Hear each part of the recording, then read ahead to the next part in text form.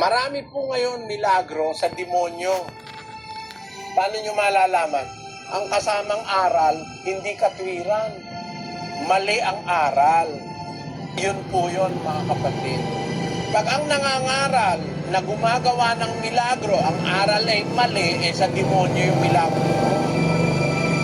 Halimbawa, marami kasi ngayon nagmimilagro Pero mga kasinungalingan lang, di naman totoo.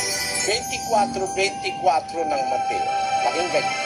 Sapagkat may magsisilitaw na mga bulaang Kristo at mga bulaang propeta at magpapakita ng mga dakilang tanda at mga kababalaghan, ano pat ililigaw kung maaari pati ng mga hirang.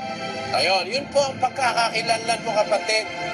Magpapakita ng mga tanda at kababalaghan, mga milagro, pero nagliligaw lang. Ang aral mali, hindi sa Diyos.